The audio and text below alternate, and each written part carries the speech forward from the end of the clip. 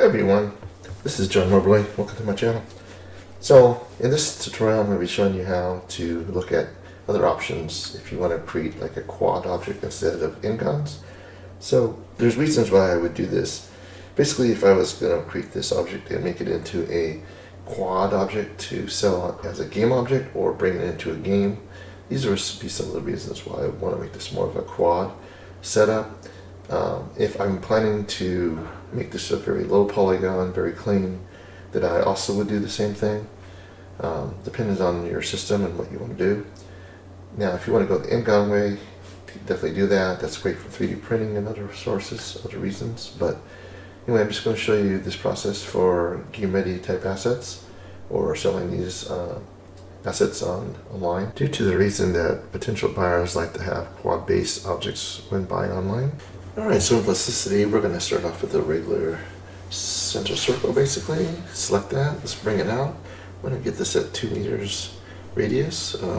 Basically, it's set up with locks on. So let's go and create this, and then we're going to bring this up 2 full sections. So go ahead and extrude this up. So let's select the face itself, and we'll bring this up with extrude. So bring it up 2 sections, just like that. So this is the normal n-gon way. And then I'm going to show you what my method would be to create this in a sub-D level way. So I'm going to go in here and do the polygon tool, bring this out, same thing. I'm going to basically line this up with the exact 2 meters. And then I'm going to hit the shift key and rotate this around. Let's go ahead and rotate this out exactly 20. It starts off with 5, so you got to do this like 15 more times.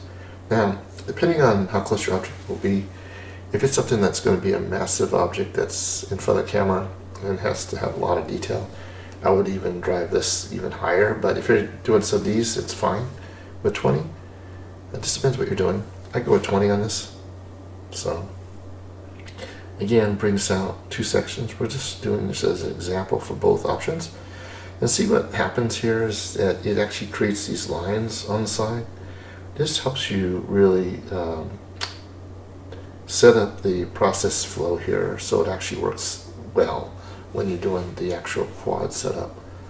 Without that, it gives you, when it converts this out, it makes it a lot more lines on the n-gon process. Alright, so now we got these 2 created. I'm going to add in these smaller sections here. So let's go back to the top here. And we're going to bring this out to about 1 foot. Well, let's make it 1.5. So something like this. And I could right click on it. Now, one thing I could do is just basically, let's go ahead and select this and do a Shift D. So we can select the line tool here. And we're going to do a Shift D. And then I'm going to bring these, make sure this is, stamps is on. This way it lines up properly, right? So something like that. Again, Shift D, bring this back, and then again, Shift, right click, Shift D, bring this back. Again, that's an easy way to create these things really quickly. And then once you got that, I would suggest that you select these 4, all 4. And we go to the side view here. Let's take this off, side view. And then we're going to bring this up 1 section. So hit the G key. Still snaps around, which is good. And we'll say OK. Let's go and select the face tool. Select all 4 of these things here. And we're going to extrude. So extrude down. 1, 2, 3, 4. So we're going to go past 1. Say OK. Simple as that. And then we're going to do the same thing on this other one here. So let's go back to here. The only difference is on this is we're going to create this tool. So again, let's bring this out down the center here. I'm going to zoom in a little bit. I don't want snaps on at the moment, just so I can create this better. Almost 1.5. I'll go with like 1.4. And then I'm going to hit the Shift key and just rotate this around. Right now I have basically 5 sections, so we're going to go 20. Actually, we'll go 12 on this one. So let's go ahead and do this. So 5, 6, 7, 8, 9, 10, 11, 12. Exactly lines up in the center there. There we go. So now that we've created this, you can select this face right here. Again, same thing. We will do the same thing as we did last time. Make sure this is selected. And we're going to do a Shift D. And then we're going to hit G key. And we're going to move this over just like that. Shift, okay, right click. Shift D again. Bring this down. Again, right click. Shift D. Bring this over. Something like this. Right click. And then what we could do here, again, since it's on the bottom, that's fine. We can go to the side view here, like this, and we can hit G key. We gotta make sure all these are selected, right? So select each of these lines, and we'll go back to the side view, hit the G key, and it's snapping, which is what we want. Make sure all 4 are selected. Okay, so let's go ahead and extrude these up.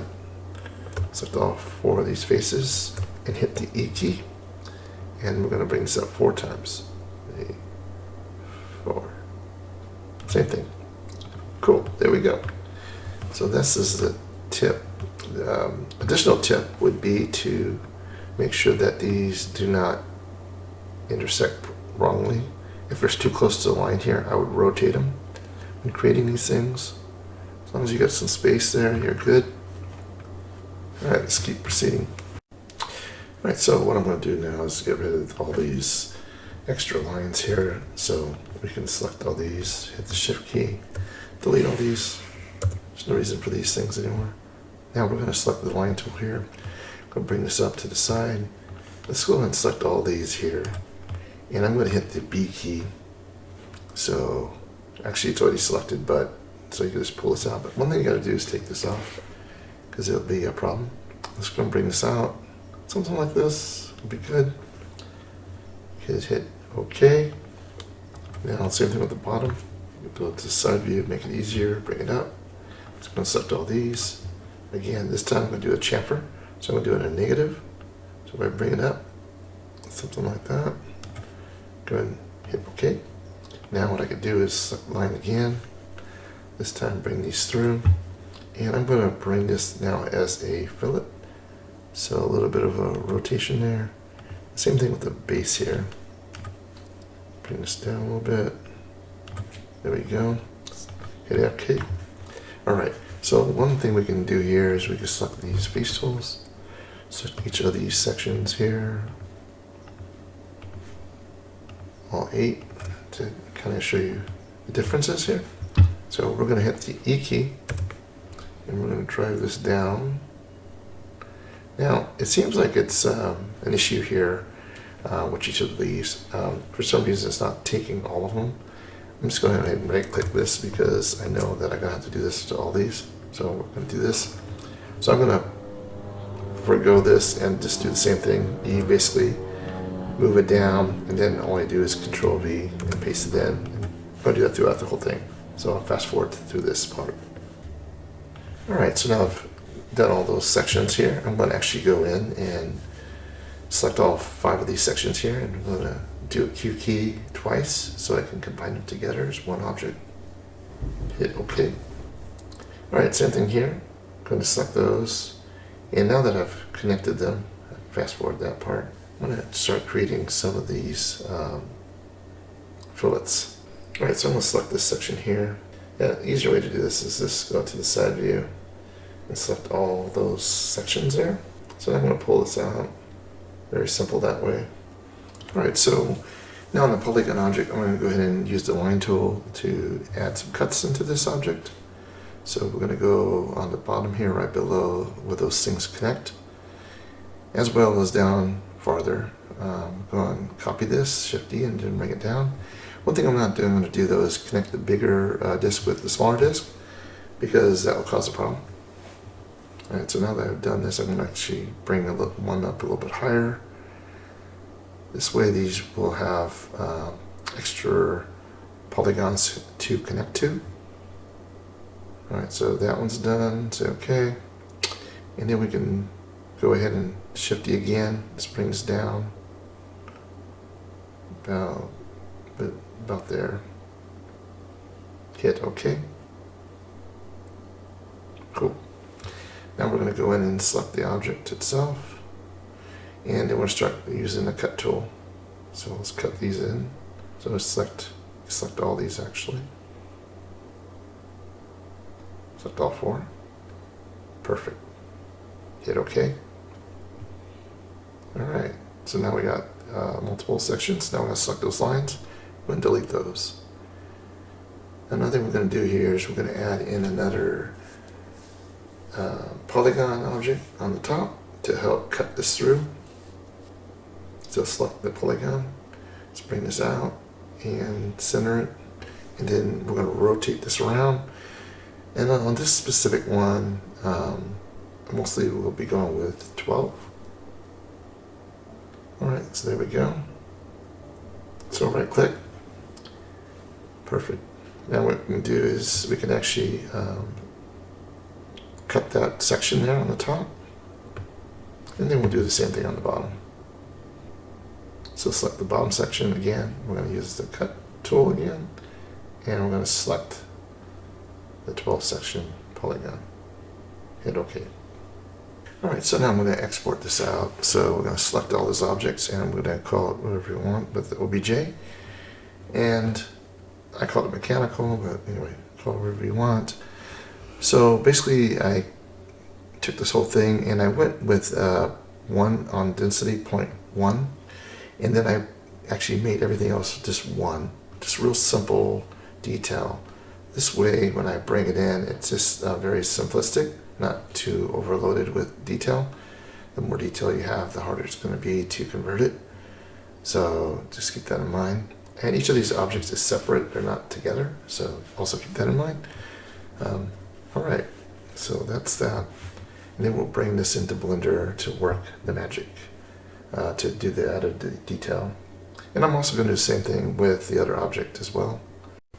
Okay, this is not the same object that's actually in Blender, but anyway, I've recreated this to show basically what I did with the export on this one. So I did the fillets throughout, the same thing as I did on the other one. And then I'm going to export. And for this export, I'm just going to use, I'm just going to call this details 1. And we're going to make this all ingon. So we're going to select this as point. Let's just do 0.5 for example. And I'm also going to, actually, let's select 1 for now. And that way it has a lot of really high detail, which is great. But again, very high in polys. Now if I go back down to 0.5, it's a little less polys. I would maybe go at 0.75, especially if you're doing, you know, just trying to get it nice and clean. Something like that. Also would go with this one here, like 0.003. That still gives you a lot more detail and less polys to deal with. Anyway, simple as that. We'll say okay. We'll go out, and that's pretty much it. And then we'll go to Blender. Okay, so now in Blender I've got both objects in here, and I basically selected all the objects from this model that I brought in with the polygons. And I'm going to unionize these. So basically union, that basically adds them all together, which is great in Blender. It actually keeps all the faces broken up. And if you did this actually in Plasticity, it would actually combine them all and make it smooth. So that's why we're unionizing these or bringing this together in Blender. Otherwise, it would be the same situation as if it was ingons. So anyway, here's the detail, and there's a little bit of cleanup to do. One thing I'll be doing in this tutorial is fast forwarding through the detail cleanup. You can slow it down if you want, but basically what I do is I clean up around the edges. I add a lot more detail around all the edges to make it, you know, when I do a sub-D on this, it makes it a lot cleaner. So what I do a lot of is I combine things and then I just clean it up.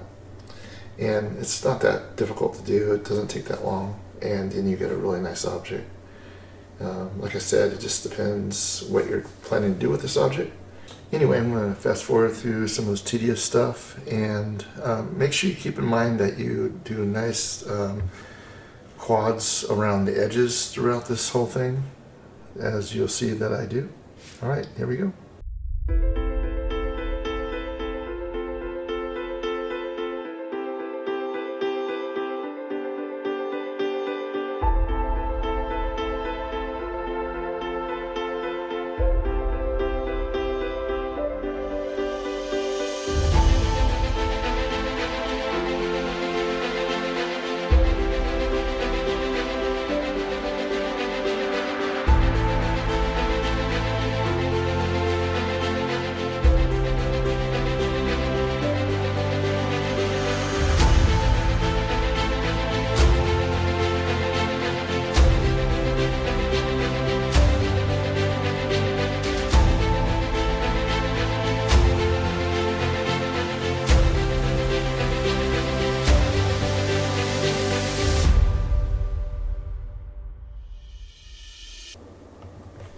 So now I've come out of speed mode and basically showing that I'm going to add a modifier here, which is a subdivision surface, to see what this looks like.